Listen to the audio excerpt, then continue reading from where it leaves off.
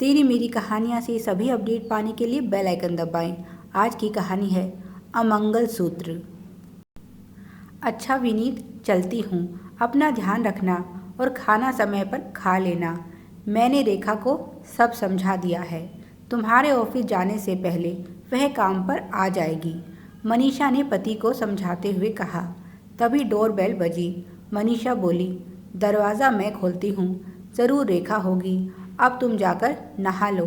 तुम्हारा नाश्ता मैंने टेबल पर ढक कर रख दिया है। मजाकिया अंदाज में सलाम करते हुए विनीत बोला, जैसी मैडम की आज्ञा। हम तो आपके गुलाम हैं, पर ट्रेन आपकी गुलाम नहीं। वह तो अपने समय पर ही आएगी। इसीलिए मेरी चिंता छोड़कर समय की चिंता करो। कहीं ऐसा ना हो तुम्हारी ट्रेन छूट जाए। मनीषा ने घड़ी की तरफ देखा और बोली, अच्छा ठीक है, अब मैं चलती हूँ, जल्दी लौट आऊँगी। और उसने दरवाज़ा खोला। सामने रेखा थी। मनीषा बोली, अच्छा हुआ तुम आ गई। मैं तुम्हारा इंतज़ार कर रही थी। मैं जा रही हूँ, 1 हफ्ते बाद वापस आऊँगी। घर की साफ सफाई अच्छे से करना और लेट मत होना। रोज़ इसी समय पर आ जाना।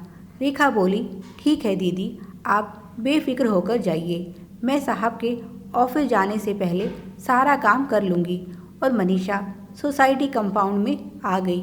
उसने टैक्सी बुक की थी। ड्राइवर बोला, मैडम जल्दी कीजिए, कब से आपका इंतज़ार कर रहा हूँ। मनीषा बोली, सॉरी भैया, थोड़ा लेट हो गया।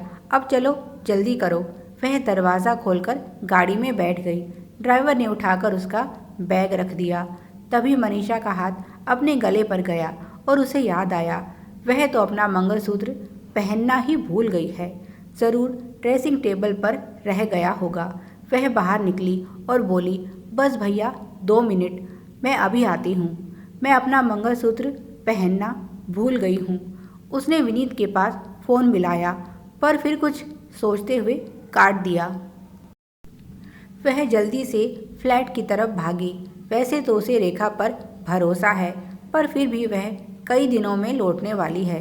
कहीं ऐसा ना हो उसका मंगलसूत्र गायब हो जाए। और विनीत के लापरवाह स्वभाव को तो वह अच्छे से जानती है। वह चाहती तो विनीत को फ़ोन भी कर सकती थी कि मेरा मंगलसूत्र संभाल कर रख देना, पर उसे विनीत पर भरोसा नहीं। वह तो खुद अपनी चीज़ें भी संभाल कर नहीं रख पाता। नहीं, अभी समय है। उसे अपना मंगलसूत्र जाकर ले आना चाहिए। उसे अपने मंगलसूत्र से बहुत प्यार है। वह कभी उसे खुद से अलग नहीं होने देती। पता नहीं आज कैसे भूल गई। विनीत और मनीषा की शादी को लगभग 2 साल हो गए हैं। दोनों जॉब करते हैं और एक दूसरे के साथ बहुत खुश हैं। कुछ दिनों पहले मनीषा की भाभी ने प्यारी सी बेटी को जन्म दिया है और अब मनीषा उसी से मिलने मायके जा रही है। वैसे भी उसे छुट्टियां बहुत कम मिलती हैं और पीहर दूर भी है, इसीलिए वह पूरे 1 हफ्ते के लिए जा रही है।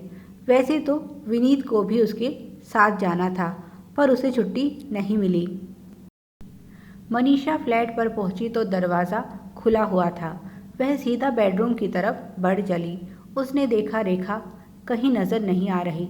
सोचा शायद रसोई में बर्तन साफ कर रही होगी। कमरे में पहुंची तो मंगलसूत्र ड्रेसिंग टेबल पर रखा हुआ था। उसकी जान में जान आई और वह जैसे ही मंगलसूत्र को लेकर कमरे से बाहर निकलने लगी, उसे बाथरूम से अजीब आवाज़ें आई। वह मुस्कुराने लगी। यह विनीत आराम से नहा भी नहीं सकता, कितना शोर मचा रहा है। लगता है उसने अभी से मुझे मिस करना शुरू कर दिया है। तभी उसे किसी महिला की आवाज़ आई। यह आवाज़ सुनकर वह सतर्क हो गई और बाथरूम के पास पहुंची। विनीत अंदर अकेला नहीं था, कोई और भी उसके साथ था। यह एक महिला की आवाज़ थी और जो कुछ अंदर हो रहा था वह किसी भी पत्नी के लिए सहन करना मुश्किल था। मनीषा का दिल किया वह ज़ोर से बाथरूम का दरवाज़ा पीटे ताकि विनीत को पता चल सके।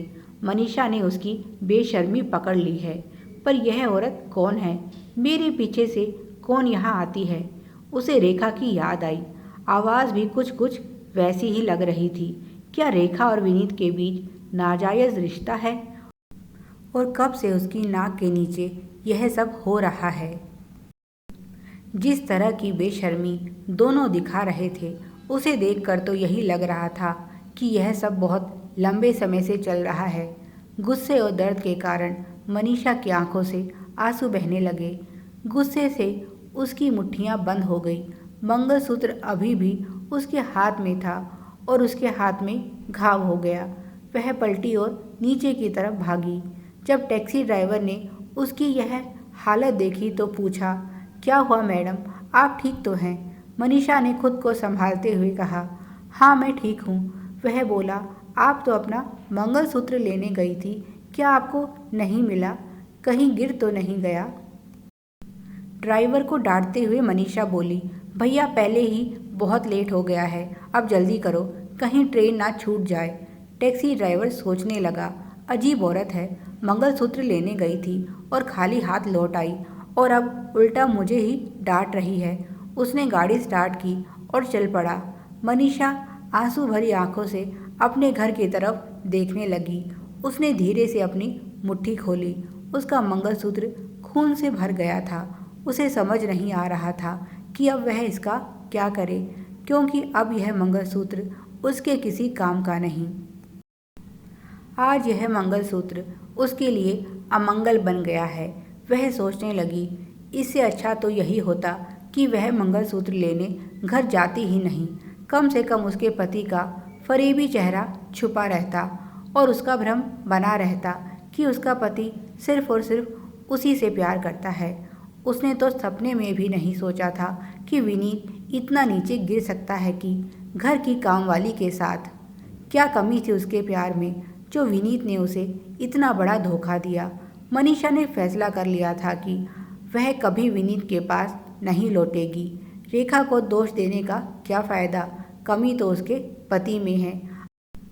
आज अगर वह रेखा को घर से निकाल भी देगी तो क्या भरोसा है विनीत फिर किसी रेखा के साथ यह सब नहीं करेगा। नहीं, उसे ऐसे गिरे हुए इंसान से अब कोई नाता नहीं रखना। उधर जब विनीत ऑफिस जाने के लिए तैयार होने लगा तो उसकी नज़र ड्रेसिंग टेबल पर पड़ी तो हैरान हुआ कि मंगलसूत्र यहाँ से कहाँ गायब हो गया, क्योंकि नहाने जाने से पहले उसने अपनी आंखों से मंगलसूत्र को ड्रेसिंग टेबल पर रखे हुए देखा था। उसने रेखा को आवाज़ लगाई और उससे पूछा, क्या तुमने यहाँ से मंगलसूत्र उठाया है? रेखा ने साफ साफ इनकार कर दिया। फिर उसने पूछा, क्या मनीषा के जाने के बाद तुमने दरवाज़ा बंद किया था?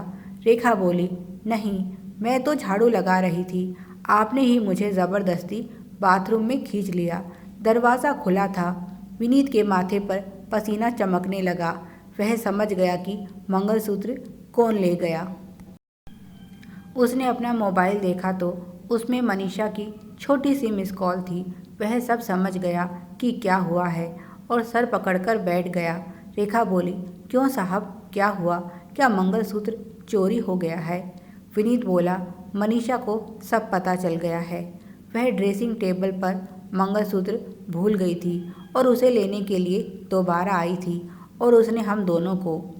विनीत समझ गया, आज उसने अपनी पत्नी का भरोसा तोड़ दिया है और अब मनीषा कभी नहीं लौटेगी। रेखा बोली, ठीक से देखिए, यहीं कहीं गिर गया होगा। अगर मेम साहब कमरे में आई होती और उन्हें सब पता चल गया है तो फिर उन्होंने कुछ किया क्यों नहीं? कोई भी औरत अपने पति को दूसरी औरत की बाहों में बर्दाश्त नहीं कर सकती। अभी तक तो सारी सोसाइटी यहाँ जमा हो जाती। विनीत बोला, नहीं, तुम मनीषा को नहीं जानती। वह मुझसे बहुत प्यार करती है और इस तरह से मुझे लोगों की नज़रों में कभी नहीं गिरा सकती। और वह फवक फवक कर रोने लगा, क्योंकि आज वह अपनी पत्नी की नज़रों में हमेशा के लिए गिर गया था। क्षणिक सुख के लिए उसने अपने ही हाथों अपना घर उजाड़ लिया। उसे समझ नहीं आ रहा कि वह कैसे मनीषा का सामना करेगा और क्या सफाई देगा अपनी इस बेवफाई की। Please like, share and subscribe. Thanks for watching.